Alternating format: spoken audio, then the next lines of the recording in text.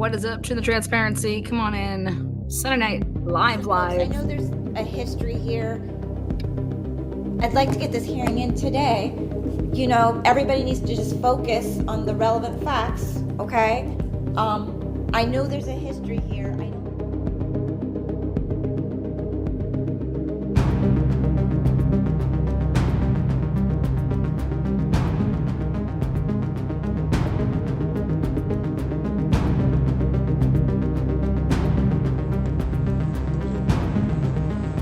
Are you talking up by Sunset Mart? Up the hill by the gas station? Yeah. Okay. Why did you?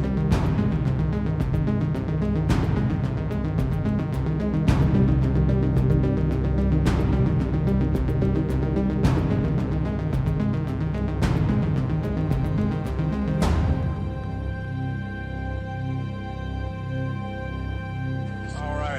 Who's responsible here? What's that? Who's responsible here? Whose house is this? Yeah, I've been drinking or anything. All right, guys, what is up? Welcome to the transparency. Happy Sunday. Hope you guys are having a great Sunday. Idaho4 Sunday Night Lives. Yes, we've been talking about Ann Taylor's drop of 319 pages. Again, hello to the moderators. Hello, subscribers, members. Past couple times we were talking about, wow, change of venue, memo, 319 pages. Whoa, right? And what's really whoa is a song. You guys know that song? I had this bad bitch in town. She was whoa. If not, just go download it. Check it out. We're going to talk about some things. We're going to take us back to the beginning because Ann Taylor, one of the exhibits that she put in there was every single media press release. Everything that we printed out back in the day and we were looking at. And it's like, why are you even telling us this? Why are you telling us how many police are on the case? How many troopers? How many FBI agents? Why are you telling us this stuff? Okay. People want to say that, oh, they were so tight-lipped in this case. Every single day almost, except for like holidays, they were doing this. Literally could be anywhere between 1 to 5 page update. Why? If they're working with the FBI from the beginning, and the FBI was initially in on this case from the beginning, wouldn't the FBI be saying stuff like, hey, this is not a good thing. You guys want to prosecute this case? You guys probably should be doing this, you know? But there had to be a reason why. And I think it just goes back to, well, the University of Idaho is motherfucking why. We got to keep our money. We got to keep our enrollment. We got this shit under control. We got a narrative to pump out, right? That's what I think. What about you guys? Right? No. Okay. Drive careful, okay? Will do, thank you.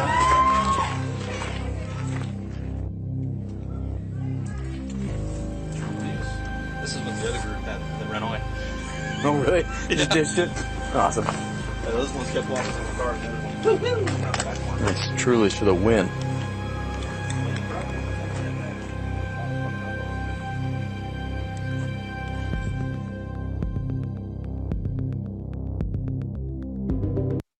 Moscow, Idaho. Yes. Truly is for the win. Again, hello, moderators. Love each and every one of you guys. Hopefully those notifications are starting to, go off or do whatever they're supposed to do. I did a test, by the way, and notifications, some of you guys got them as quickly as a couple seconds. And then other people had to wait like minutes to hours. So I don't know what's going on. But I promise you, it's not a you thing. It's not a me thing. It's a YouTube thing. Carly, yes, it always goes back to money and power. Sure does. But I'm going to pull up on what I brought back out is those original 18 pages called the affidavit. And when you go back to the beginning, I want to point out something. And you're going to hear it here first. Again, I've been looking. But I believe if we look hard enough, we got to look hard enough. I want to know, remember when they had, I want to know if if anywhere we could find that 1122 King Road was subletting a room, was going to be subletting a room. And I'll get into what I'm talking about, but I want to go back to the beginning here. And I want to show you guys something with some language. People can say, oh, well, you're looking too much into language. No, I'm not. That's exactly how cops operate. So take a look.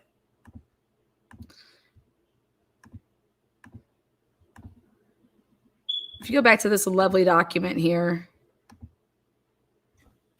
and this is the probable cause for the arrest of Brian Kober. You notice how they were able to identify Xana's room by saying, oh, we had Xana's driver's license and other personal belongings found in that room. That's how we identified that that was Xana's room. Okay. Now, as this continued, and on the next page, okay, when it gets to Kaylee's room here, the third floor consists of 2 bedrooms and 1 bathroom. The bathroom on the west side of the floor was later determined. Keywords right there, later determined.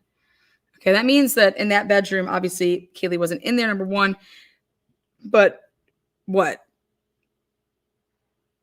What did they say about Xana's room? They said personal belongings, personal effects, right?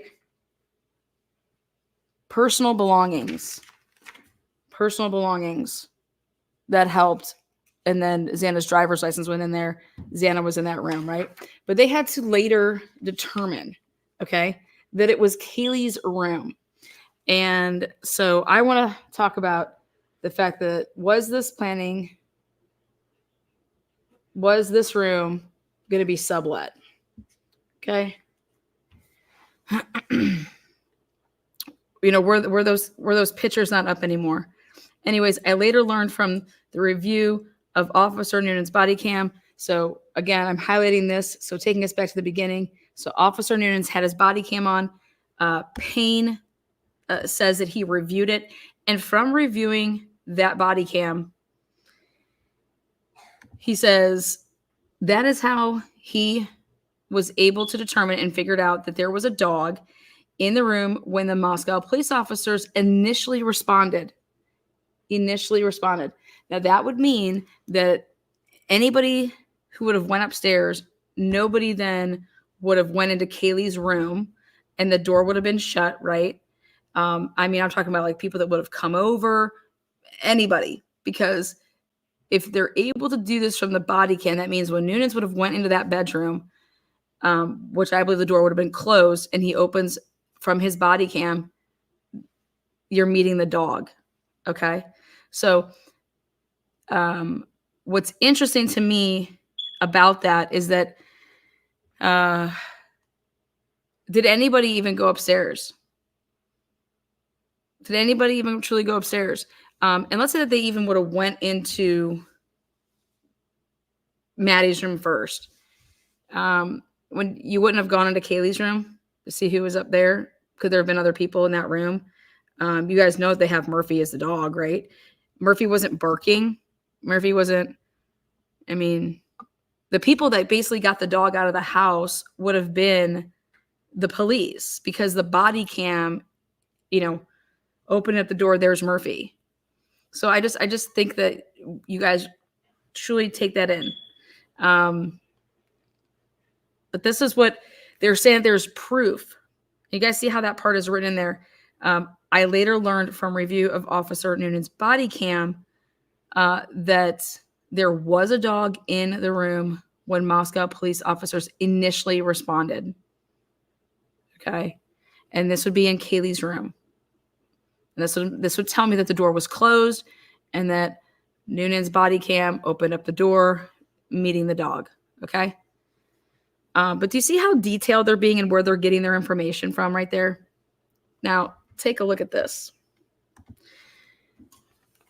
Again, we're going back to the beginning. Okay. The dog belonged to Kaylee and her ex-boyfriend, Jack. I found out from my interview with Jack on November 13th, 2022, that he and Kaylee shared the dog. He's being so specific. He wants to even like throw out this date right here. Okay. Boom. And remember that date in this piece of the probable cause kind of sent the Gonsalveses in a little bit of they had to come out and give a new statement because they said that that came right over to their house. Okay. So think about that. Because then it came out later that he didn't go there right away.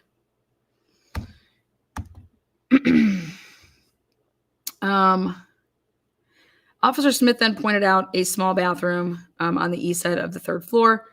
This bathroom shared a wall with Maddie Mogen's, hereafter Mogen bedroom, which was situated on the southeast corner of the third floor.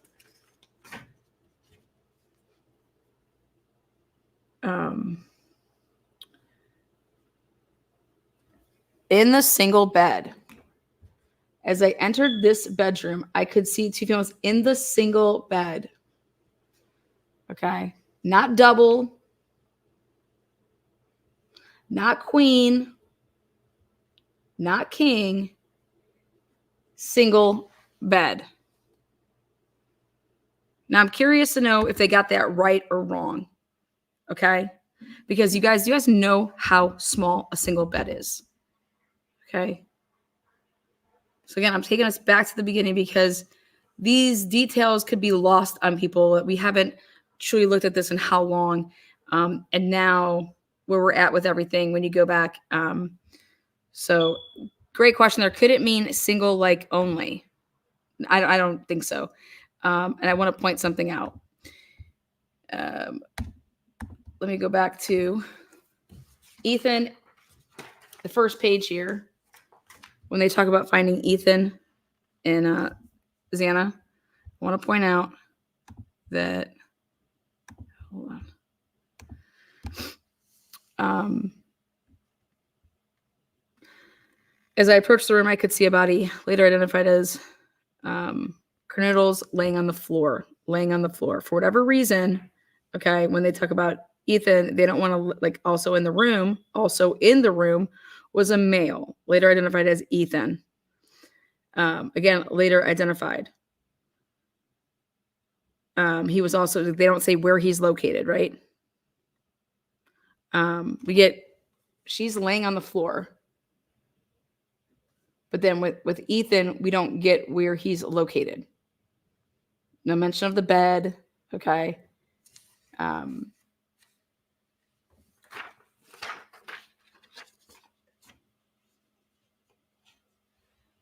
But here, these two, very specific. As I enter this bedroom, I could see two females in the single bed. In the room.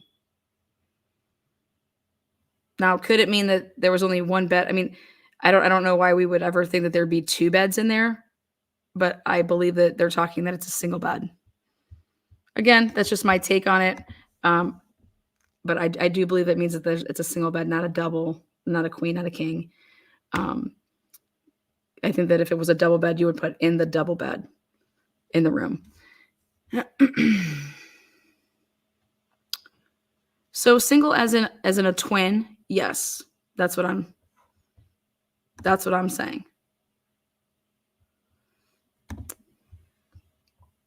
Now,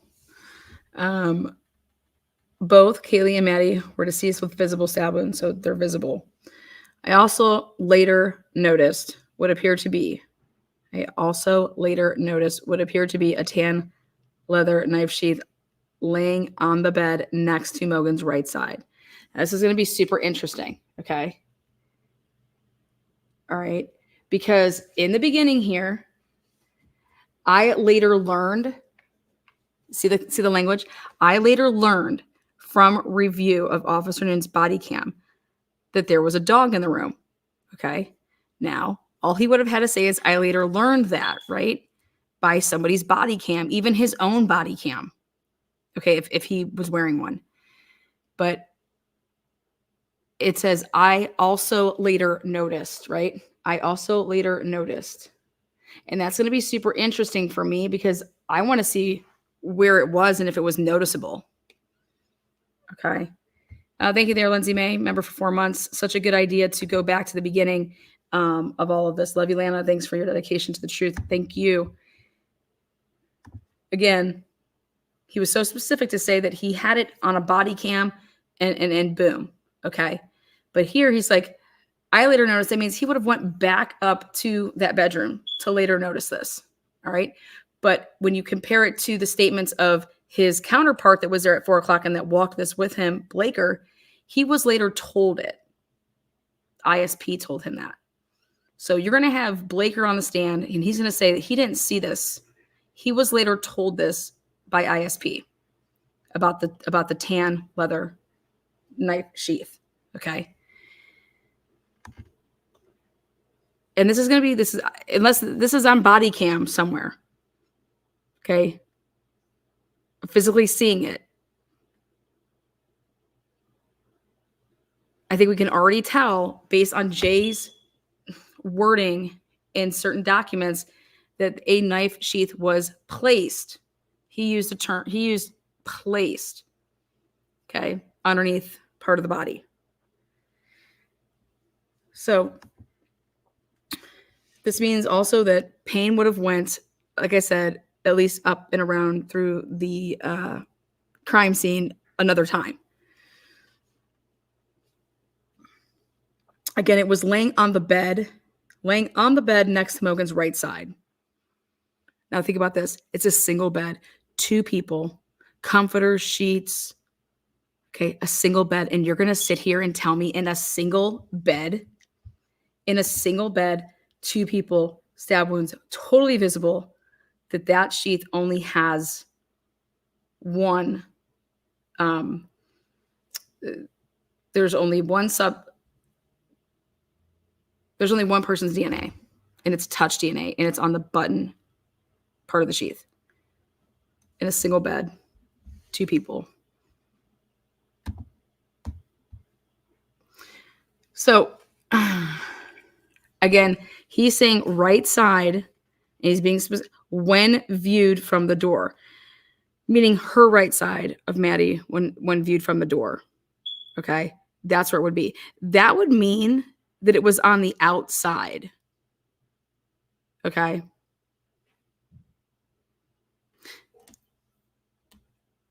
So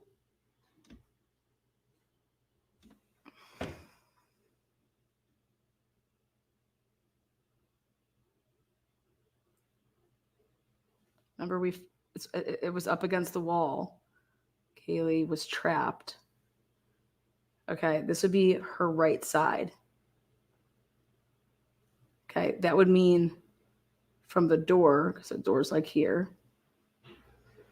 Her desk was here. The window was here. There was a closet here. This was a desk. The right side. Okay, think about that.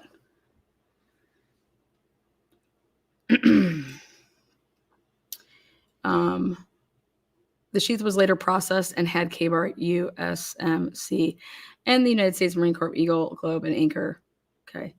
The Idaho State Lab later located a single source of male DNA. Suspect profile. And the only reason the only way that you got this suspect profile is because of this arrest. Because of this arrest, you got this. Because you were able to then do the swab. Okay? Because of this arrest warrant, you were able to get the swab. Otherwise, you wouldn't be able to say it's a suspect profile without his arrest, because you guys didn't go and get his DNA. Now, as part of the investigation, numerous interviews were conducted by Moscow Police Department officers, Idaho State Police detectives, and FBI agents. 2 of the interviews included BF and DM. Both BF and DM were inside the King Road residence at the time of the homicides and were roommates to the victims. Okay, now take a look. I'm now going to bring up what Ann Taylor calls Exhibit A in her motion.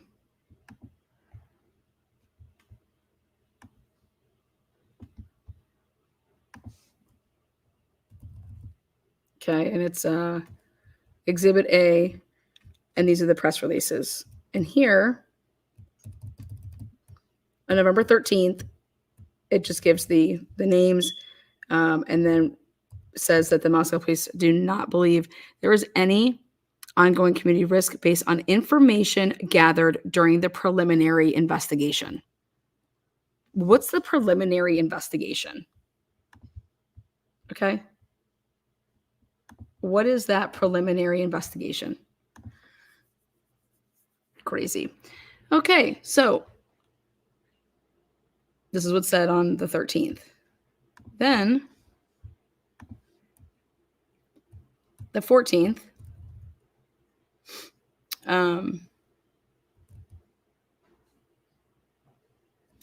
this tragedy serves as a sobering reminder that the senseless act of violence can occur anywhere. Excuse me? The sobering reminder at any time, and we are not immune from such events here in our own community. Today we grieve for those what do you guys think about that language right there? Sobering. Isn't that what that says?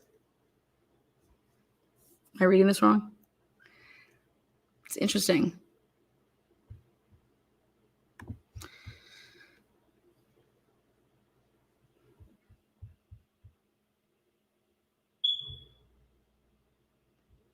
Again, that was that's the mayor. Oopsies.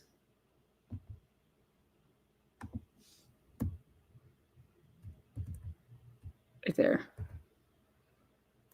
Mayor expresses condolences to the community. Sobering reminder.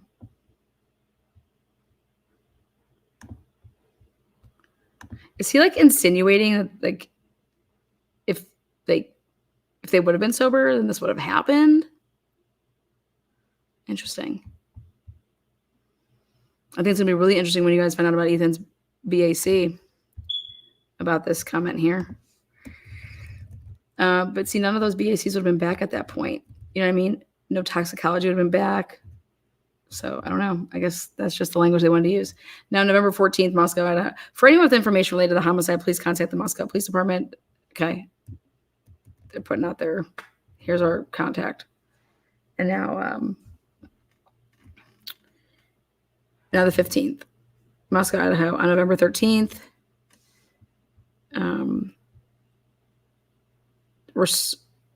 The Moscow Police Department officers responded to a call on King Road for an unconscious individual.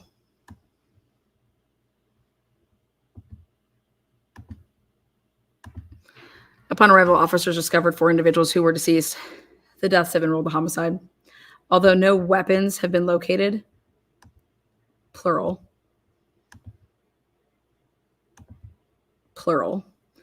based on preliminary information. So here we hear that word again, preliminary information. Okay. Which is what? Investigators believe that an edged weapon, such as a knife, was used. Autopsies are scheduled to be completed later this week and will hopefully provide more definitive information on the exact cause of deaths. Also based on information from the preliminary investigation. Preliminary, ready for this? Investigators believe this was an isolated, targeted attack, and there is no imminent threat to the community at large. Now, this is huge.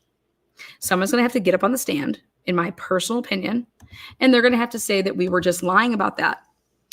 Because if you're going to sit here and say that it is Brian Kohlberger, right, then I can promise you that's not going to fly, because Brian Kohlberger is a threat, because he wanted to be what?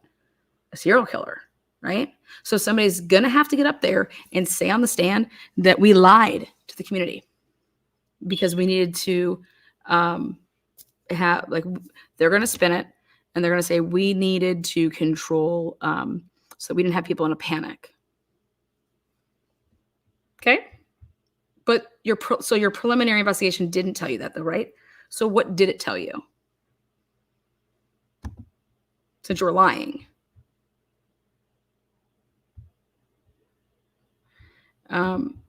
Investigators are continuing to work diligently on establishing a timeline. Here we go, my favorite, a timeline of relevant events. So they're working on relevant events. To recreate the victim's activities on the evening and the early morning hours of following all leads. Really? Because no, you didn't. They're going to have to talk about this too. All leads and identifying persons of interest. Everything is plural. Instead of just doing person / with the S, persons of interest. Currently, there are no suspects in custody. Okay, there's your little number. Okay. Hey, anybody with you guys, they haven't, just so you guys know, these press releases, right? I have in my hand over here, I know the date that they first put out the first search warrant. Okay. There wasn't a search warrant until the 16th. So this, yeah, no, not yet. We're not there yet. Okay. The City of Moscow Department, remember, they haven't even addressed the ended a presser yet. Like an actual press conference.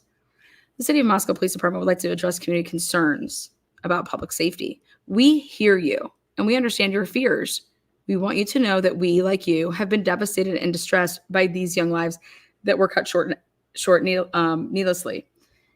We determined early in the investigation that we do not believe there is an ongoing threat for community members.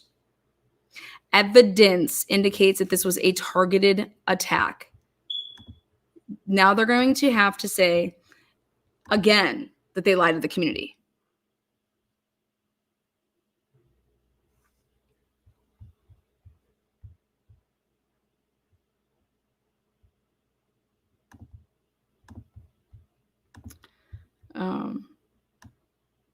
Oopsies.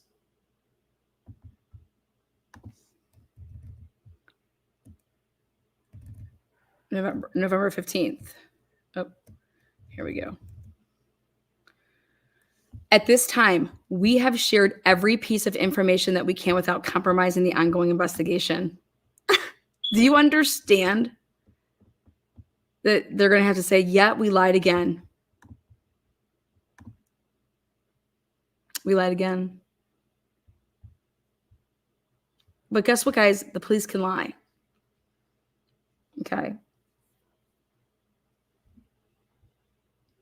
But this is going to really, really royally blow up in their faces because you lied to me and I left my kids there.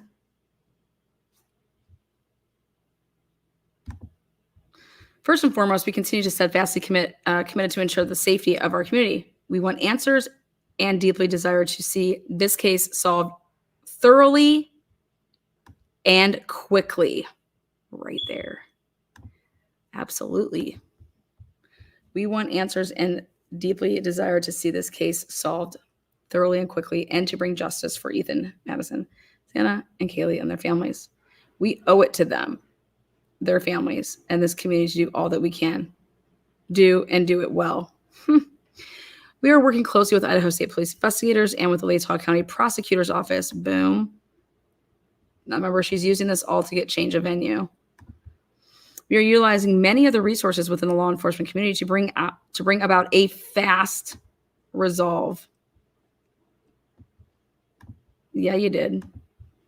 As soon as we have more information that we are able to share with the community, state, and nation, we will. This incident highlighted that violence is possible in our own community and in every community. Until this case is completely resolved, we ask the community to continue to be vigilant, alert, report suspicious activity, and help us to be the eyes and ears in our community.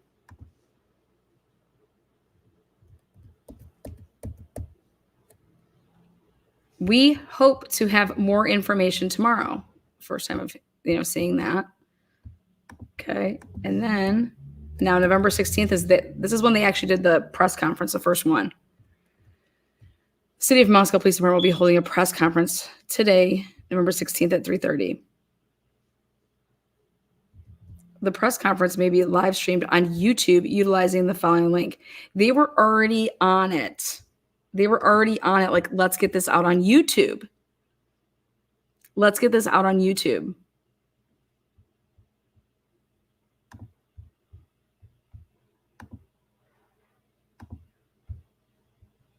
And now they're streaming. So here, November 16th, YouTube. Then you got now Judge, he's YouTubing it. Catherine Emma Butt for immediate release.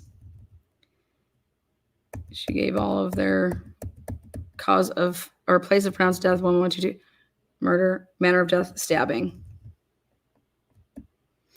November 18th. There was no press on the 17th. That is accurate.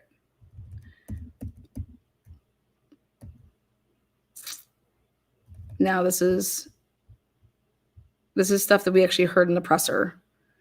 So let's ask ourselves this. This is just like this doesn't help solve anything except for the fact that they say Main Street and used a private driver and the residence at 1:45 a.m., which they changed right here. That wasn't right. Right. And you have to ask yourself, like, you knew that it wasn't right. Why are you putting 1:45 in there? It's very interesting. Investigators have determined that Ethan, Chapin, Xana were seen. They were seen. They just were seen. That means they were just seen. Okay. So that means somebody who is at Bethany that says, I saw them at the Sigma Chi house. Okay. They were just seen. It doesn't say what time they were seen. Okay. But then it just says, hey, they were seen there. Then at approximately 1:45 a.m., Ethan and Xana are believed to have returned. Okay. So that's what time they returned. And it says here, remember how this says determined? This says believed, are believed to have returned. Two totally different words. Okay, I talked about this in the beginning. It was previously reported that Ethan resided at the home. However, it has been determined that he was only visiting. Two other roommates were at the residence that night.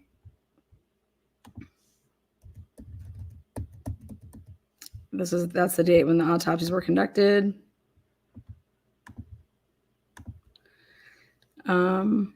And then here, the coroner stated that the four victims were likely asleep.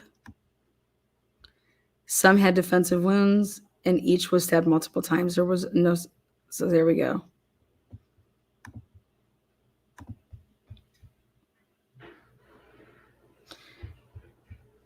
At this time in the investigation, so this is November 18th. Detectives do not believe. They haven't determined, but they just do not believe. So totally different language than like determined. We've determined this though. Detectives do not believe the two surviving roommates or the male in the grub truck surveillance video are involved in this crime. Additionally, now, the only way that you could rule out people like that is if you're going to go with, okay, we found the DNA in the sheath. We found then the other DNAs that were like, would you have even had those back yet? Even if you got like the roommate's DNA and, you know, the grub truck guy's DNA, hoodie guy, are you even able to, like, I don't believe DNA would have been used yet to rule out anybody because I don't think that stuff would have been entered in and available. Now, additionally, online reports of the victims being tied and gagged are not accurate. Who started that rumor? But they felt the need to talk about it. Oh yeah, guys, don't worry about the beep. The beep's being taken care of tomorrow. So, yeah. And moderators, you don't even have to tell anybody about that. Just go ahead and just remove the comment. Don't block them or anything like that, but just remove the comment. Anyways, why would you even write that? Like, again, though, I would ask that question. Though. Like, why did you even feel the need to respond to that? Do you know how many rumors there were at that point? Very odd. The identity of the 911 caller has not been released. The identity of the 911 caller has not been released. And then just ask yourselves, what about this would jeopardize the integrity of the investigation? I think it's odd. As part of the investigation, again, think about this. Detective seized the contents of 3 dumpsters on King Road to locate possible evidence. Like, why are you telling us that? Additionally, detectives have contacted local businesses to determine if a fixed blade knife had been recently purchased. And they had. You guys, if you actually look at the search warrants, they had absolutely nothing. They were pulling, at the time, just getting the search warrants for all these kids' bank records, where they worked. So they did like the Department of Labor. They had nothing. Absolutely nothing. Absolutely nothing. Like legit nothing.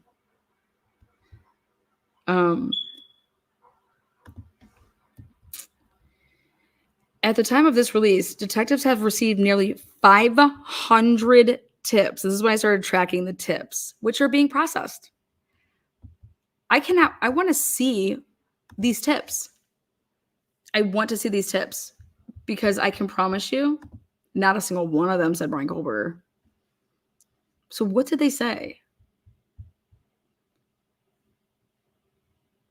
And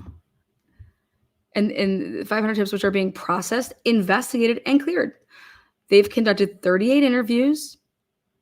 Like, why are you telling us this? With individuals who may have information about the murders. What do you, like, think about this. When have you guys who normally hear stuff like we've conducted interviews, 38. Then I made a list and I said, okay, who could these 38 people be? You know? And is that even counting like law enforcement people? And then this is the first time that we get the Moscow Department is utilizing assistance from the Idaho State Police, the Federal Bureau of Investigation. And here's your breakdown. 4 detectives are on this case. So I know who those detectives are, right? Moscow Police Department. So we got Mowry, Payne, Vargas, and who's the 4th? Who is the 4th? Mowry, Payne, Vargas, and who else was labeled a detective? Oh, Blaker. Was Blaker a detective?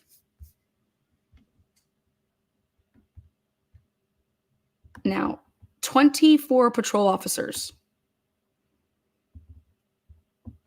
You guys, they don't even have 24 people. Who are these people?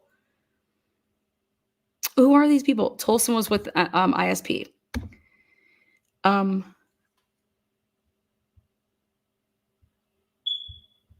5 support staff. Yeah, Gary Tolson is with the ISP. Lanier, I don't think he's a detective. But let's go on. 24. Again, this is Moscow Police Department. This is them. Then Federal Bureau of Investigators, and this is them. Okay. 24 patrol. Okay. Ooh, 5 support staff. Who the fuck's that? People that were probably taking my FOIA requests. Federal Bureau of Investigators. 22 investigators are in Moscow. 22 federal. 22. That's for then there's 20 assigned agents located out of state. What are they for? And then 2 BAU.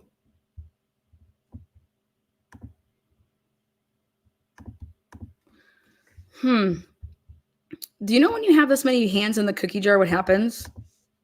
You miss a lot of shit. Payne was in charge of all of these people. Hey, I need you to go do this. Hey, you guys go do that. I get it. 24 patrol officers. You guys are just extra security. Okay. Now, Idaho State Police, 20 investigators. I cannot wait for these names. Public Information Officer. Cannot wait for that name. This is what we get to look forward to. ISP Forensic Services and Mobile Crime, they suck so bad. I cannot wait to see that work. I know that they suck bad because of the team that did the Brian Drake case. They could even handle that crime scene. Okay? Okay. 15 uniformed troopers to assist with community patrols. Perfect. So now we have the 24 up there. We have 39 patrols. 39 patrols. Okay. Currently, there are no suspects in custody, and the weapon has not been found. Now it's just the weapon instead of, the weapon. How do you know it was not multiple weapons? Okay. Anyone who observes suspicious behavior, blah, blah, blah. You guys, they didn't have anything. Now, we have to clarify something because this is the day, November 19th, when Backseat Bill ruined it. And he came out guns blazing and saying whack shit. Okay. So much so, okay, that the police department, update 8:28 p.m. Clarification. The cell phone used to call 911 belonged to one of the surviving roommates. Due to the ongoing investigation, the identity of the caller has not been released. Then updated information. Again, detectives believe, see the word believe? Not determined, totally different. Believe that on November, the 2 surviving roommates had been out in the Moscow community separately, but returned home by 1 a.m. Believed. That does not mean determined. So this is what we believe. The 2 did not wake up until later on November 13th night. Oh, really? I cannot wait for us to see the phone records because they were up texting all night, aka or on social media all night. So good luck with that. But see how they use the word believe here and then they just write this bullshit? Okay. This is what they're telling the community. Initially, the 911 call made at 11:58 a.m. on November 13th requested aid for an unconscious person. So the person that was on 911 said, we need you to come here because there's an unconscious person. Initially. And then they said, what? Oh my God, no, we realized that oh my God, there's blood everywhere. The call was made from inside the residence on one of the roommates' cell phone. Moscow Police Department arrived shortly thereafter and found all 4 victims. But see this word initially? That means it tells me in the middle of the phone call that either they changed and found what they found, or they dropped the phone and it was continuing to play that whole time or something like that. Detectives confirmed the victims were located on the 2nd and 3rd floors of the residence. Detectives are aware of multiple phone calls from victims, Madison and Kaylee, to a male. This information is part of the ongoing investigation. Why was this part of the ongoing investigation? What was wrong with this? See? Why were those phone calls so, what was wrong with them? What's off with them? Something's off with those calls. Okay. What are you trying to figure out? The fact that both girls' phones never made another phone call after 2:52 a.m.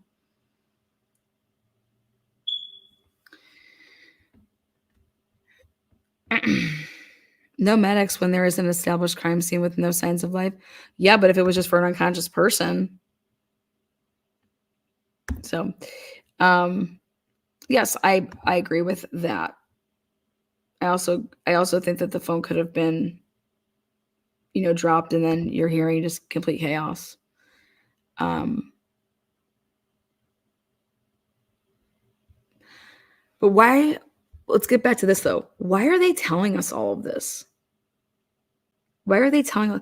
They're giving what? They're giving us a narrative, right? They're telling us this narrative. They are literally just telling us it's like we're, reading a book. We're reading a novel. Like what the? Why? You guys go pick up Go show me any case that's going on right now where this took place. Wayne B, that's not true. The call was not public early on. I couldn't get that call, and I was on this case since day one. So, oh, what's up, Boston? Thank you for gracing us with your presence, love. Moscow detectives are seeking help from residents and businesses within the area of West Taylor Ave, West Palouse River. And remember when Ann Taylor says, who had video surveillance at their residence or business between 3 and 6 a.m. Detectives are requesting all available, whether there appears to be motion and content or not. Because guess what they're going to do? They're going to say, well, if nothing showed up on these cameras at this time, even though these are motion censored, and sometimes they don't catch it all, that means that the person didn't travel this way. Okay. And Ann Taylor just like kind of like laughed at them. And I think it was like a month or two ago when they had court. But that's how Officer Payne said he determined the path of travel, because that person had a camera and there was no white Honda Elantra on it. Versus, okay, well, it's plausible that that the camera just didn't pick up a car, though, right? You know. And then she asks, well, how in the world did you guys end up with the 700 block Indian Hills camera? Where did that come from? Because that's nowhere in what you're asking for right here, and what you continue to ask for. And who got that? And then Payne or Mowry, one of them says it came from Vargas, from the female detective Vargas. That's how I knew that she was a detective on this case, on this specific case. Detective Vargas. Now, that's one of the people that Ann Taylor requested. She wanted Vargas's records, training records, and she wanted Gary Tolson's, and she wanted another person. Who the fuck was it? But Detective Vargas was one of the people that she wanted her training records. So Detective Vargas somehow winds up with the 700 block camera. And that's at the same time, yeah, Gunderson, that was it. And that was at the same time that I'm like, wait a second, that's their undercover police op. Like, that's her undercover vehicle. That's where it was at that time. Very weird.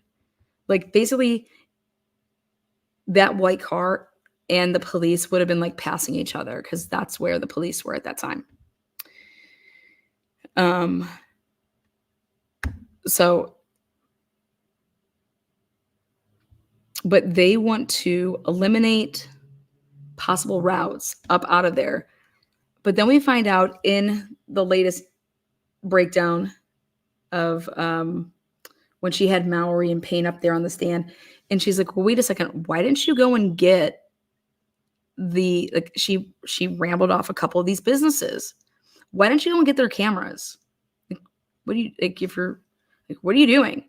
And it's kind of like what happened in the Brian Trey case. Like, why didn't you go and get Super One cameras? Well, here I just found out that 100% they were there on March 13th.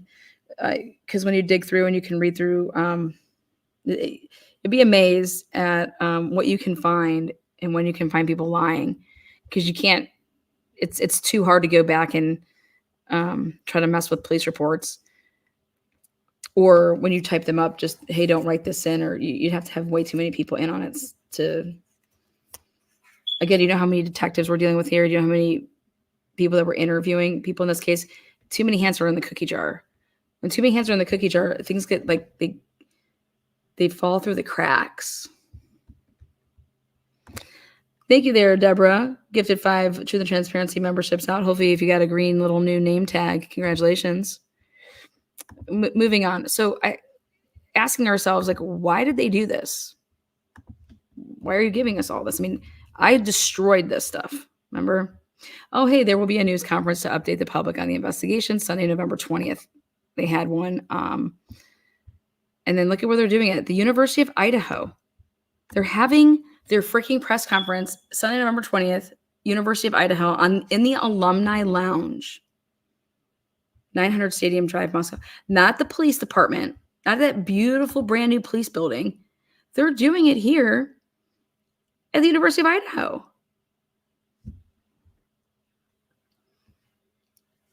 Again.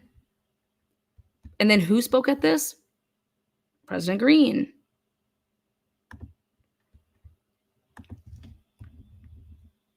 This is called Emotional Ties. Alumni Lounge. Are you fucking kidding me? Alumni Lounge.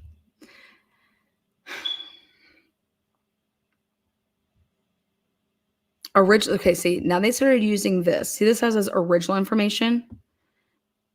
And then what they did is so that they started using original information. And then they did this.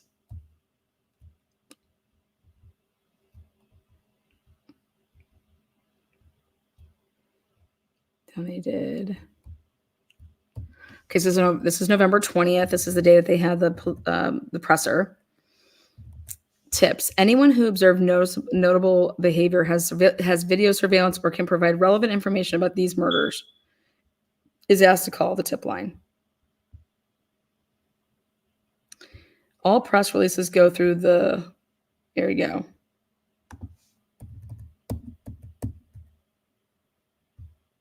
Media. To streamline media inquiries and requests, please send them to Moscow. This email address is sent to our communications team and will allow a timelier response. Okay.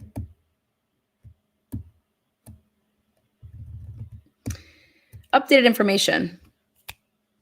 Detectives are releasing that on the morning of November 13th, the surviving roommates summoned friends to the residence because they believed one of the second floor victims had passed out and was not waking up.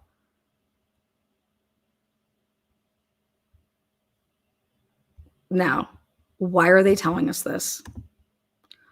Why are they telling us this?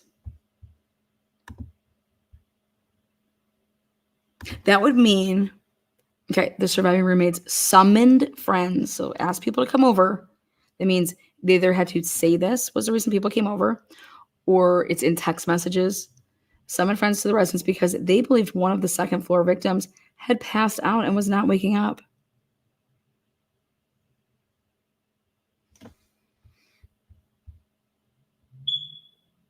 At 11:58 a.m., a 911 call requested aid for an unconscious person. The call originated from inside the residence on one of the surviving roommates' cell phone. Multiple people talked with the 911 dispatcher before a Moscow police officer arrived at the location. But now you have to ask yourself, is this true? I don't know, because they told us things that were not true, right?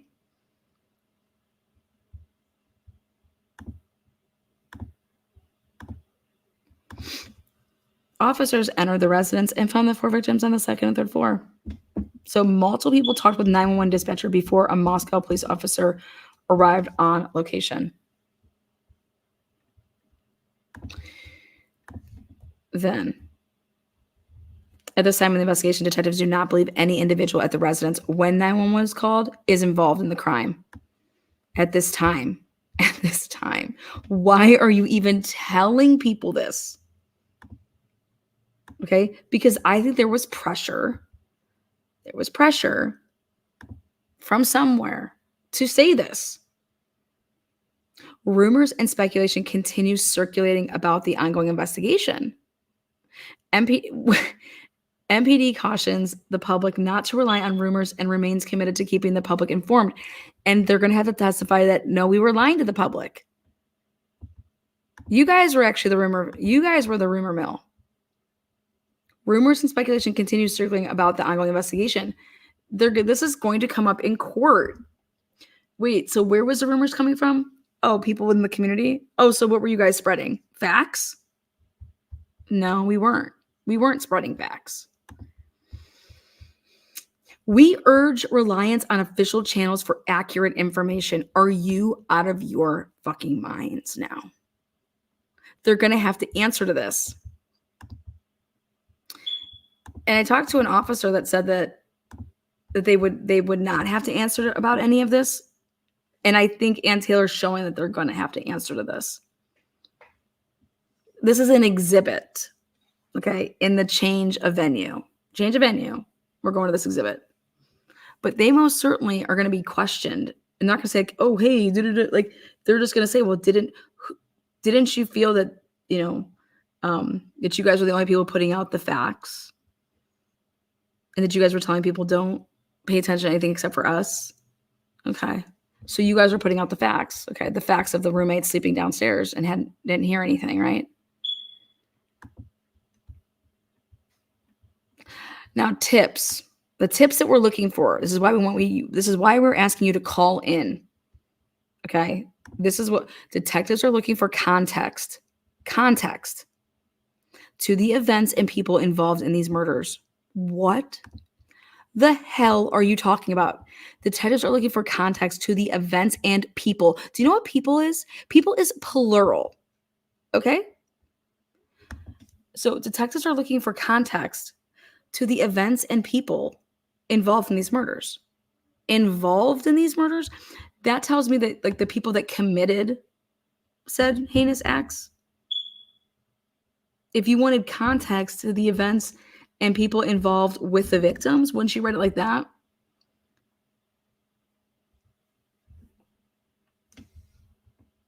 But this is what they're looking for. They want you to call the tip line if you can give context to the events and people involved in these murders. What the fuck does that mean? Anyone who observed notable behavior, about what? Has video surveillance or can provide relevant information.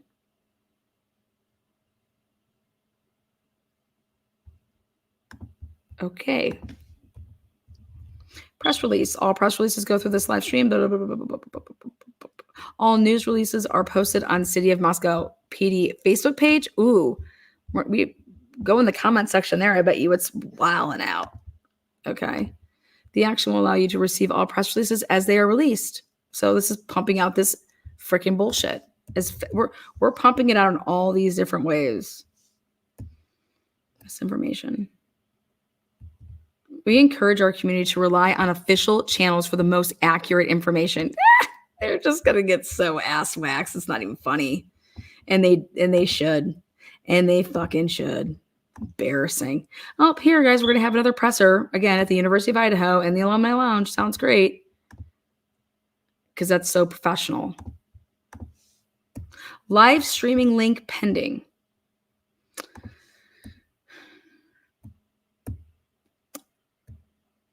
Oh, okay. And this is when they did this update. This is when, at this time in the investigation, detectives do not believe the following people are involved: 2 surviving roommates, male and grub truck. And the part now they got a new thing. The party private driver who took Kaylee and Maddie home. He is added now to the list of, okay, we're going to go ahead and clear you. Additional information related to the investigation, the identity of the 911 caller has not been released. Investigators are aware of multiple phone calls, so that's still under investigation. Online reports of the victims being tied and gagged are not accurate. Detectives seized the contents of 3 dumpsters. Like, fucking A. I just gotta laugh at that.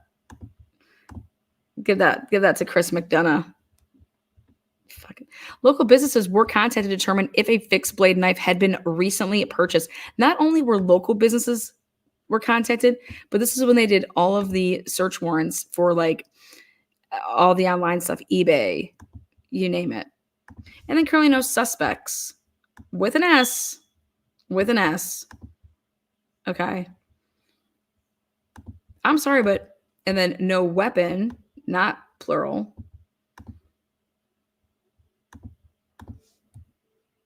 Okay, now to date, nearly 600 tips. We went from 500 to 600. All tips are processed, vetted. Now they added a new word, vetted. They are vetted, investigated, and cleared. 38 interviews. So you haven't talked and done any interviews? Look at this. Remember the 38? I was going crazy on my channel about this in the beginning. I was like, who are these people talking? I mean, you know how many people are in Sigma Chi alone? And we're still at 38. Nothing to see here. Move along, please. Okay, chief. Okay. Like, just wow. And then let's see if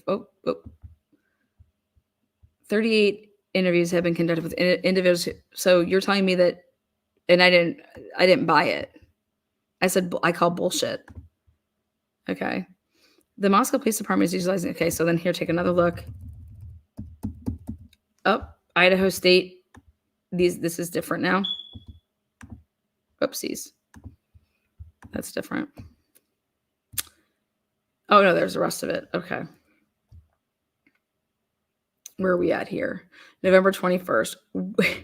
Now, this is when the FBI is involved hardcore because we are taking over the digital media tips, motherfuckers. Okay? Okay. There it is. The FBI continues to assist Moscow. And guess what? They're going to start their own digital media tips. And do you know what this meant? Remember how Ann Taylor was like, sign it. Get that freaking, I need this stuff from the FBI. They are not giving us the stuff. FBI was in charge of a lot in this case. A hell of a lot. So there's the FBI tip line. And the FBI is accepting tips and digital media at this. Anyone with information can also call the tip line at this. So somebody had to be manning the phones. Somebody was manning the email tip line. And somebody was then manning the FBI. 3 different ways you could send in tips. Again, this is considered updated information. And on the night of the incident, officers located a dog at the residence. The dog was unharmed and turned over to animal services and then released to the responsible party. And I was able to find some stuff out about that during when it was a manhunt. We'll say that for another day. Rumor control, now they're calling it. This is the rumor control. Hey guys, rumor control. Like, you guys do know why they were doing these things, right? This was all for the university. They did all of this for the university. So they chose money over prosecuting in Latah County. Okay. Period. Because this is just fact. So you guys chose your little university and making money and making sure that enrollment didn't drop. So you're going to have no problem walking away and letting a different area host this trial because it's supposed to be a fair and impartial jury. Anything. Like, but you were doing all of this for who? For the university. Detectives are aware. Why are you even mentioning this?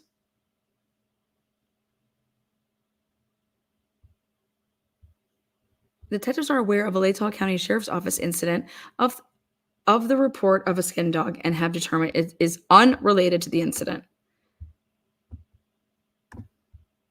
Because we're just trying to control the rumor. How do you know? How did you know that it was unrelated to the incident? How do you know that? How did you determine that?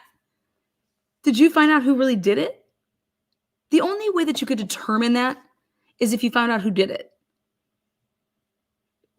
So a question that if I'm Ann Taylor that I'd want to ask is, who skinned the dog? How did you determine that it's not related to this incident? How did you determine that? You get where I'm going with this? Like, how on November 21st did you determine that these were not related?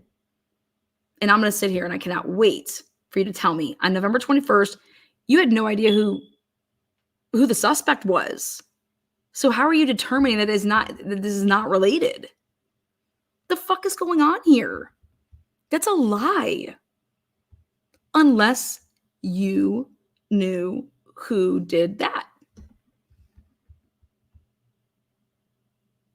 But Jonathan Lee Riches had an interview with that woman, and I think they would know if somebody was arrested for the murder of their dog. Okay. Get the fuck out of here. I don't believe this shit. Detectives are also aware of a Moscow police incident of the report of deceased animals left on residents' property. Excuse me? This was determined to be wildlife activity and unrelated. Excuse me? Again, keyword there, determined. They determined this is just wildlife activity. Get the fuck Get out of here. Dude, people were putting coyotes before this all happened. How come there hasn't been another coyote put on the doorstep area of a fraternity or sorority since this has happened? Oh, let me guess. Because Brian Kohlberger's away. No. Brian Kohlberger's in Pennsylvania. Again.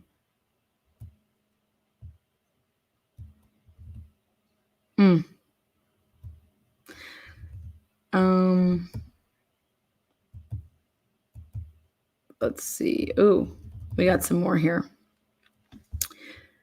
On the morning of November 13th, the surviving roommate summoned friends. Okay, that was that. The originator from okay. At this time, the investigation Shedder did not believe any individual at the residence when anyone was called. Okay, so nothing was updated.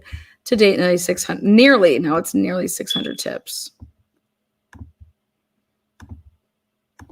Okay. And let's see, we still got 4 detectives, 24, 20, 20, 20. That's all the same. That's all the same. Okay. Now, where did they go ham over here? Okay. Here we go. For immediate release, please contact Rachel. Monday evening, Blaine Street incident. Just before 5:15 p.m. last night, 911 received a call reporting suspicious activity in the 600 block of Blaine Street. A female caller informed the dispatcher that she saw a male in the front passenger seat of her vehicle when she opened the door. She goes into the car. The female who was with her sister slammed the car door and ran screaming from the car and called 911. Multiple neighbors heard the girl screaming and came to assist. They checked the area but did not find anyone. The neighbors told responding officers that they had not seen anyone in or exit the vehicle. A passerby informed the sisters of seeing a male chasing them and left before speaking with officers. What? They were unable to confirm these details, and the officer was unaware of this information during the time of the call. Excuse me? Okay. Police checked the area. Officers contacted a male matching the description, but learned he and a friend had just returned from a restaurant, and the male approached the sisters to help. The male withdrew and waited to talk with the officers when accused of being involved. Based on their knowledge at the time, officers closed the incident as unfounded.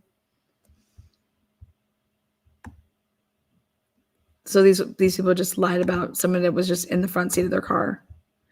This term is used to close an incident that cannot be initially substantiated. However, if additional information is obtained, you best believe that incident can be reopened. Do you hear me? Online reports created immediate speculation that implied there was a link to this incident with the ongoing homicide investigation. We urge residents to remain alert and vigilant. Additionally, we remind the public and media that investigative releases of information will be through official channels. Oh, so you can officially lie to us? Sounds perfect. I love it.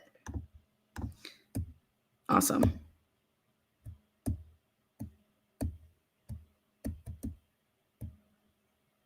Okay. This is your updated information. You guys, investigators have looked extensively into information they received about Kaylee Gonzalez having a stalker, guys, okay? And guess what? She doesn't have one. They have pursued hundreds of pieces of information related to this topic. Excuse me? Who was pushing this? I cannot wait to see these tips and have not been able to verify or identify a stalker. To that being Brian Kohlberger, or is that a lie? If you have any information that can help detectives, please contact the tip line. Weapon. There has been much conversation about the terminology used to describe the weapon. The type of knife thought to be used in the attack is believed to be a fixed blade knife. Detectives continue to look for the weapon. Where? Where did you look for it? I'm just curious. I cannot wait to see these reports of them going for searches for this weapon. Okay? Guys, what is going on in the world? Oh, that's all the original stuff.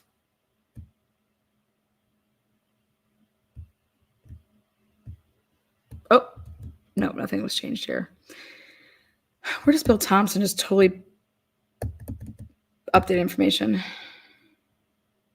Oh, here, finally, at this time in the investigation, detectives do not believe that the male, Kaylee and Maddie, attempted. It says attempted.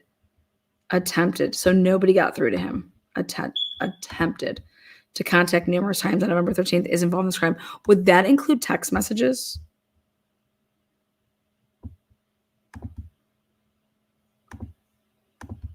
Kaylee mentioned having a stalker now? Kaylee was the source of this? Kaylee mentioned having a stalker to who? But detectives have been unable to corroborate the statement. Who did Kaylee make this statement to? Kaylee is not what?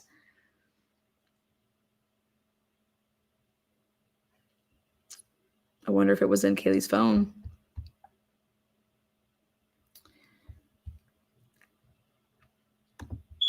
This would include Brian Kohlberger, guys. Investigators are requesting anybody with information about a potential stalker or unusual instances to contact the tip line. Now, throughout the investigation, investigators have collected now 103 pieces of evidence, guys. Why are they telling us this? Taken approximately 4,000 photographs. Made multiple 3-dimensional scans of the residence. Now, those of you guys that believe the bullshit that the FBI had to go in there and take more scans of that place, they lied like motherfuckers to you guys all. They had to go back to that house to try to do a drive test. Period. Okay? Absolutely, period. They were not doing Pharaoh scans. They weren't doing shit like that. They already did it. And hundreds of hours by ISP forensic science technicians, investigators. Hundreds of hours doing what? They put in like a couple hours with Brian Drake. So I cannot wait again to see this.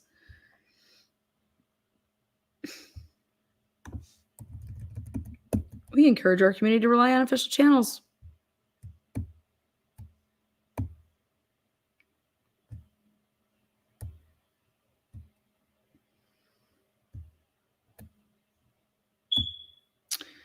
And oh God. Now this would be the day after Thanksgiving. Thanksgiving was November 24th. So the day after. Now this is really important because November 23rd, you guys just saw 103 items. Now check this out. It just miraculously jumps to 113. Watch this. Now, updated information. There have been numerous media inquiries about a 1999 double stabbing in Pullman and the 2021 double stabbing with one death in Oregon. While these cases share similarities with the King Street homicides, there does not appear to be any evidence to support that the cases are related. Really? Because I'm sure you investigated that. Community members have uploaded over 260 digital media submissions to the FBI. So remember when Ann Taylor was like, listen, these tips are just all over the place. Like nothing, everything's just scattered. And then Bill Thompson says, well, that's because that's how we got them. No, it seems like you're keeping a very good record of everything. Like more lies. What did you do? Just like, if you're doing all of this, like, come on, man. Your email, when you get an email, it tells you the date, timestamp. Like it's so easy to keep shit. Woo. When you got it, you just can put these all in like a folder, you know, and then you would just give that over to, you would think the defense, like lickety split. But here, Ann Taylor gets all these tips, over like 20,000 tips, all over the place. It's fucking awesome, right? Oh my God, there it is. To date, 113 pieces of physical evidence have been collected. Literally the day before, which was the 23rd, the day before Thanksgiving, 103. You didn't work on Thanksgiving. So that tells me that on this day, you collected 10 more pieces. And if the reports do not show that, then again, all fucking lies.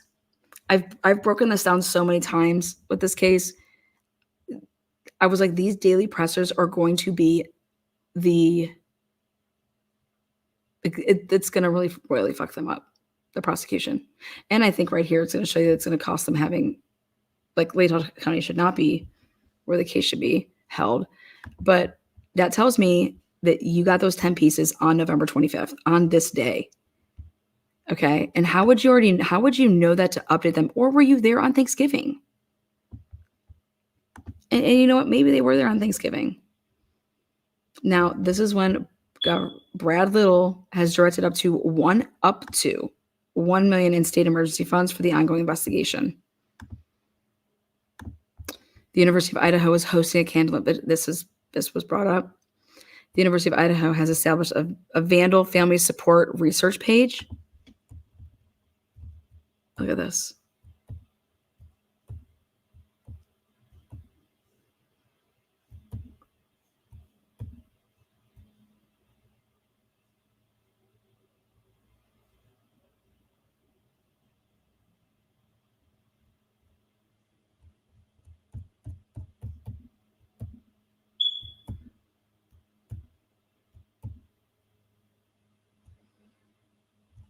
Community members now have uploaded over 488 digital media submissions, which was just 260. Watch this shit go backwards.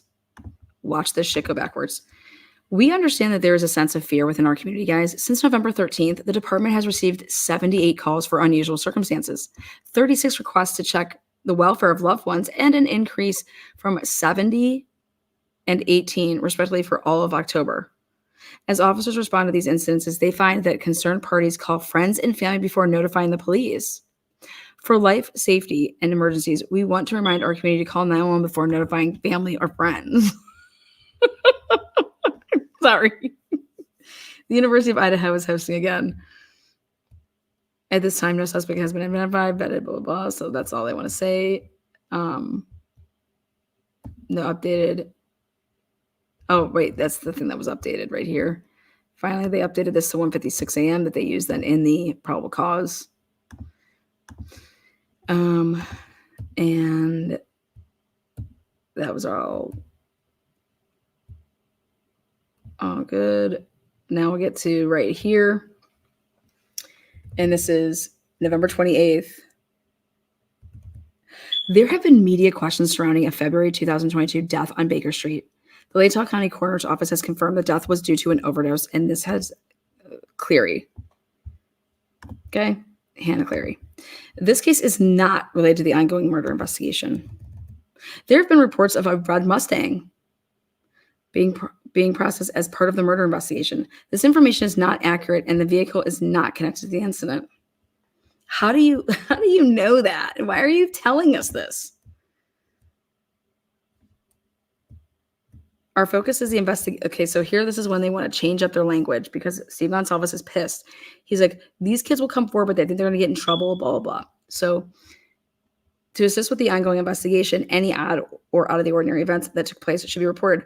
Our focus is the investigation, not the activities. Okay, like, hey, you're not going to get in trouble. You do not care what the hell you are doing. We care about this investigation. Your information, whether you believe it to be significant or not, might be a piece of the puzzle to help investigators solve these murders. And those kids had nothing. Whatever they were giving had nothing to do with Brian Koberger. Okay? None of these people even know Brian Koberger. Nobody knew him. He doesn't even probably know himself.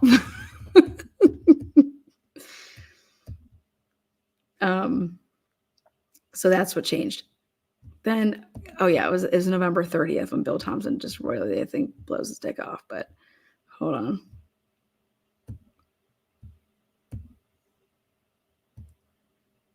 Okay, November 29th. Huge day. Huge day. Brian Koberger's vehicle. Well, remember on November 25th, they put out, be on the lookout of the white Elantra to other law enforcement agencies, okay? That would be the same day that we find out that they added from 103 to 113 in in pieces of evidence, okay? So 10 new pieces of evidence the same day that they be on the lookout for Brian Koberger's vehicle. November 29th is when, in the middle of the night, so it would be like just as it becomes November 29th, because it was after 12, that 2 officers on Washington State University's campus separately, independently, within 20 minutes of each other, find Brian Koberger's vehicle. Okay?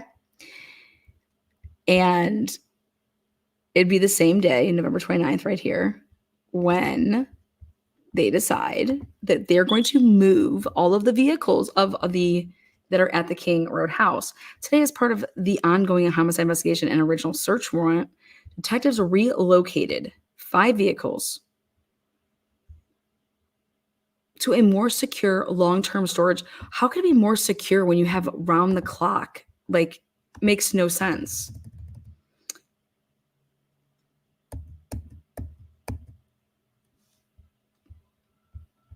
Look at this. At this time, no suspect has been identified. Only vetted information that does not hinder the investigation will be released to the public.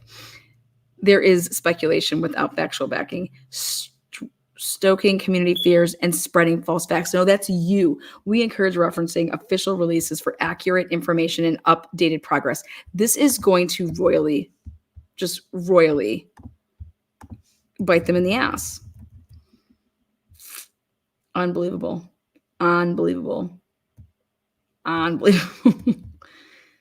All right, here we go, November 30th. This is when Latah County Prosecutor's Office, Bill Thompson, he has this huge old interview with like everybody. I did an awesome live about it. It was like a 26-minute live, and I was just like, Bill Thompson, you're a fucking moron. He said, based on what he knows, that he would send his kid to the school, to the university. But he's like, but I know more than you guys do, okay? But I would send my kid here. Well, Billy Bob Thornton says, Moscow, Idaho, the Moscow Police Department is providing the following information to update the public on the known facts surrounding. Ready? Clarification at 7:15 p.m. because conflicting information has been released over the past 24 hours. The Latah County Prosecutor's Office stated the suspects as, you see that shit?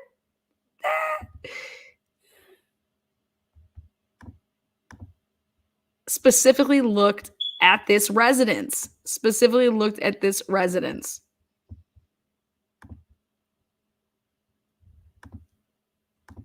And that one or more of the occupants were undoubtedly targeted. Oh my God. We have spoken with the Latah County Prosecutor's Office and identified this was a miscommunication. How could this be a miscommunication? This was a miscommunication. Detectives do not currently know if the residents or any occupants were specifically targeted, but continue to investigate. Wait a second, but you said that this was an isolated, targeted incident. Okay, this is when Bill Thompson loses it in this interview and just starts diarrhea of the mouth. Then the police have to come out and say, wait a second, hold on. We have to, like, oh my God, what's going on here? And I thought there was a mention of drugs, but now, updated information. There have been media questions about a September 12th, 2022 incident regarding an argument between a group of people walking on the University of Idaho bike path and a cyclist. It was reported that during the confrontation, the cyclist displayed a folding knife. See how the folding knife? How do you know it was a folding knife? Both parties dispersed and there were no injuries. The cyclist turned himself in to the police. The case was investigated and misdemeanor charges were referred to the Moscow City Attorney's Office. Oh, but let me guess, they didn't do anything with it. There is no connection with the individual involved in this incident and the current. How do you know? Did you get their DNA? Because that's the only thing that would rule them out is DNA, right? Oh, hey, all that just says, hey, I had nothing to do with those homicides. Okay, man, you're good to go. Regarding the interview with Latah County Prosecutor Bill Thompson, what an idiot. What a fucking idiot. I love it. And you wonder why this should move right here. Bill Thompson, the prosecutor, is out doing freaking interviews during like a manhunt. We feel his responses were messaged to support the implication that new information had been released. Specifically, generalized statements regarding the potential of targeted victims and the involvement of drugs were redefined in the Affirmative answer. I knew it was drugs. Look at this. Look at this. Oh, shit. Bill, what'd you do? At this time, there is no change or new information in this case. And references otherwise would be inaccurate. Oh, would it? Do you think that we really believe you? I don't. I don't think Bill Thompson could get that wrong. How could possibly Bill Thompson be working closely with this investigation and have wrong information? But you know what? He should be a witness. He should be a witness. Call his ass down. Hey, Bill, why are we talking about drugs and da-da-da? It was just miscommunication? Just like your whole investigation is miscommunication then. Anyways, I'm going to keep it right here. I want to keep it right at an hour and a half. But I am going to do a part 2 to this to continue it all out, because when you go back to the drawing board and you go back to the beginning and then you mix that in with this handy dandy affidavit, they had absolutely nothing in this case. This was headed for a 100% unsolved all day, all long day. If like without a doubt, like they had nothing in this case. So much so that they just had all the time in the world to just be writing these ridiculous updates, right? Ann Taylor's telling us they had nothing. I'm telling you they had nothing. Their search warrants show that they have nothing. Dude, they were going and getting search warrants, but the amount of information that you get back from those, and you have to like dig through them and actually look at them, and then like you'd write, another one because you'd come across something else, or then you would want to interview this person but you would want to be looking for inaccurate information that somebody gave you, and then you find out like, oh wait, they weren't where they said they were. This case should have taken hell of a long time to investigate. But as they made it known to us that they will do this super quick and that there's going to be a resolution, lickety split. And that's exactly what they did. So, can the prosecutor be called as a hostile witness for the defense? We want Bill Thompson to take the stand. Oh, shit. I was looking though, man. It is so much cheaper to fly into Boise. So much cheaper to fly into Boise. But Bill Thompson like literally lost it on November 29th and November 30th. Huge freaking days. If you truly think about all the stuff that we know now, why do you think Bill Thompson was saying what he was saying in an interview on November 30th? Because they had what? What'd they get back? But then Detective Payne gets on the stand and says, no, I didn't even know they found Brian Koberger's car because that didn't get right to me. Well, when did that information get to you? Oh, Lana, when is part 2? Part 2 would be Tuesday night. I'll be doing it back-to-back like a Tuesday, Wednesday. Gonna get us all caught up for this, this case is gonna blow people's minds. When you want to talk about, I don't know if Brian Koberger is innocent. I don't know if he's guilty, but I can tell you what, you were innocent until proven guilty.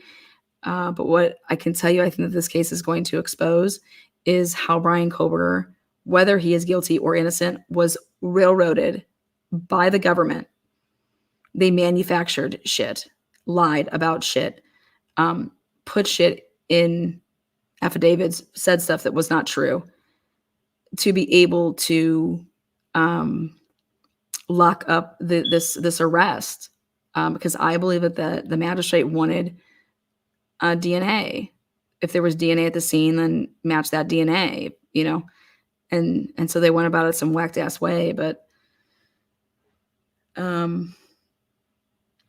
think what's going to come out is how it's going to expose what the government did and has done to other people. And what's going to be sad is that I don't believe 4 people are going to get justice, because how many times do you ever see somebody get released like a Brian Koberger type situation, even if he didn't do it right, and then them actually go out and arrest a new person and say, okay, yeah, this is our guy. Like, that doesn't happen. And so but I think if the government's doing fucked up shit, it should be exposed. And that shit, you can't do that.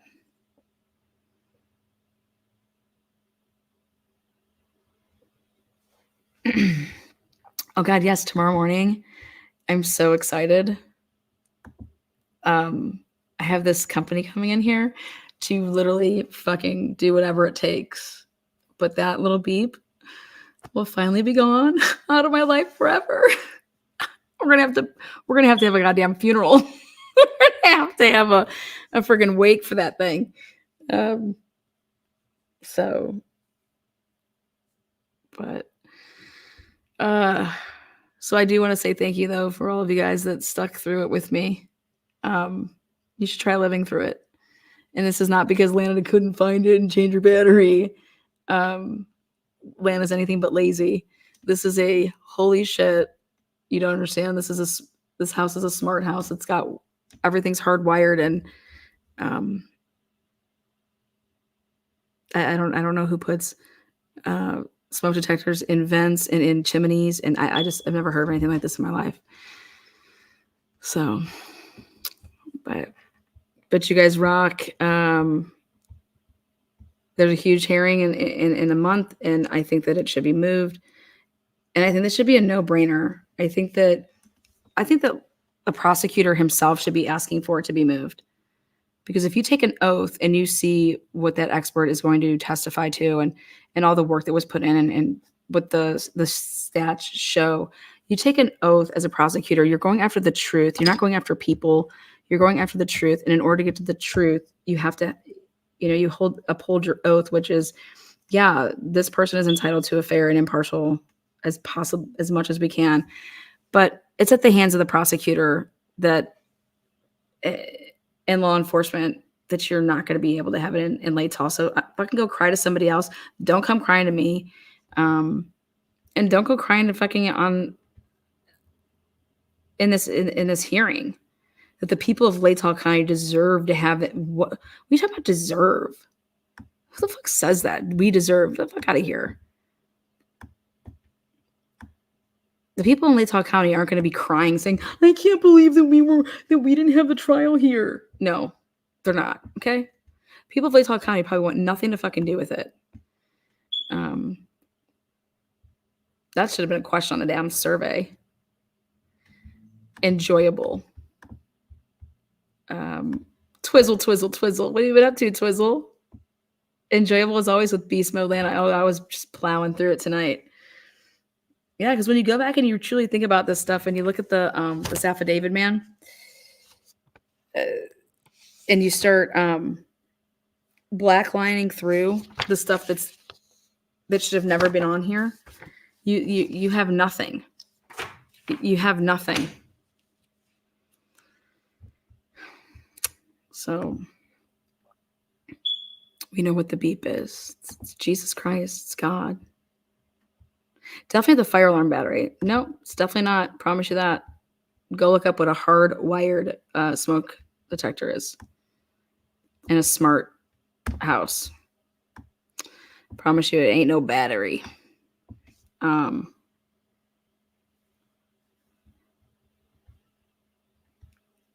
Like I said, that's why I guess I have a YouTube channel talking about it all, because I promise you ain't no battery. It's a sensor. I just chopped the wires. Oh, you should have seen what I did. Can't find one of them. They're in the ductwork and in the walls, just like your fucking electricity, like your wiring. That's where it's at.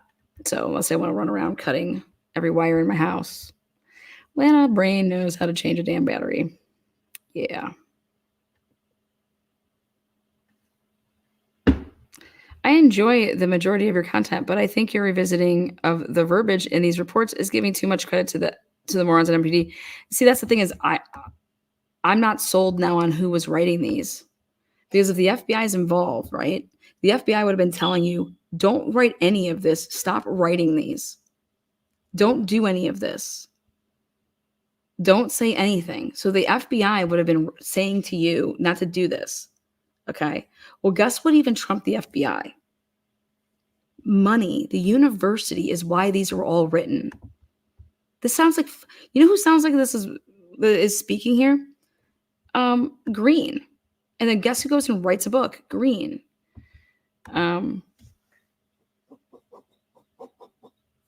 Yep, part 2 is Tuesday. So, but I just can't believe that they continue to do this. Oh, thanks, Gary. Oh, Heather, love you, Lana. I'm going to miss the beep. 18 months. 18 months. I was like, it's 18 years. All right. But I do want to do a shout with you guys. I want to give a shout out to all the members and to my voice. You guys see how it just bounces back? Yeah. It literally felt like when I used to coach and I have to like scream all over like the music and the noise. So cheers. Scott, why does Scott Green make $451,000 as president of UI? That's more than they pay the US president. Because Scott Green's the slam. He's the shit.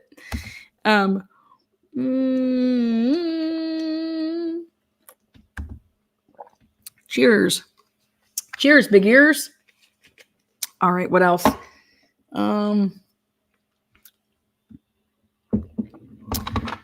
Well, after I compared this probable cause with the probable cause for Dr. Moore case, you guys, they're both almost the same amount of pages. 19 pages and 18 pages. Color me Aaron.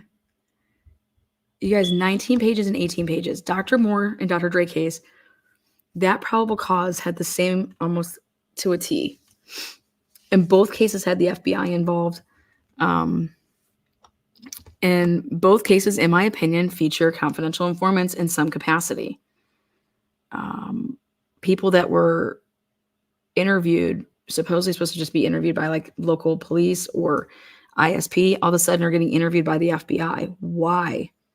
What does it mean when you have an FBI number? Oh, I loved that game. Dude, if you want to watch some stellar passing, man, the WNBA is where it's at if you want to teach kids fundamentals. College, women's basketball, same thing. Fundamentals are just fucking, they're passing. I think women are way better passer than men. But what was I saying? Fucking got me talking about Caitlin Clark.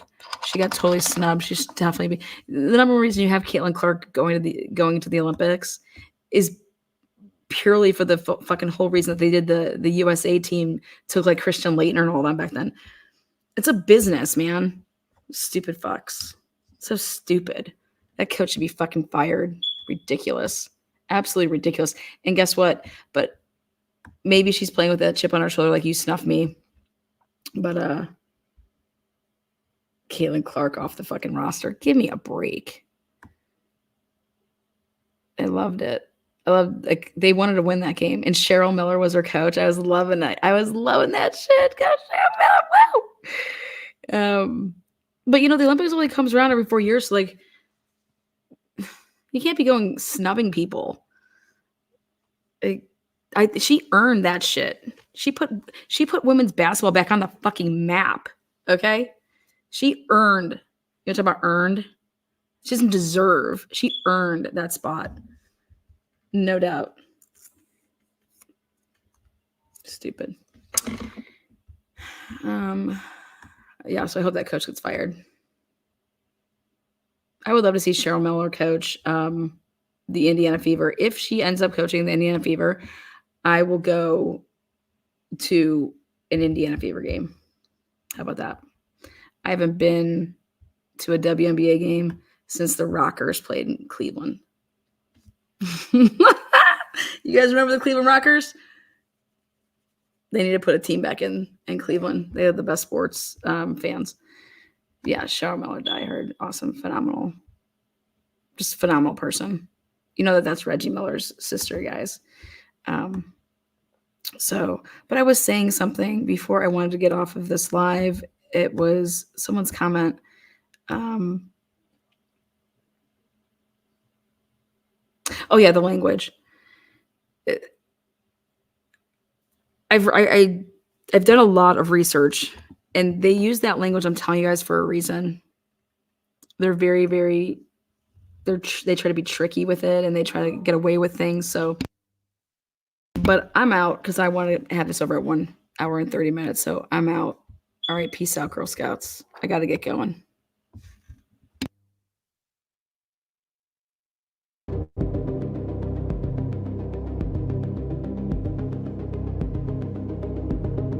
That I was given to. So there was 2 different discs. Okay, they all knew about it.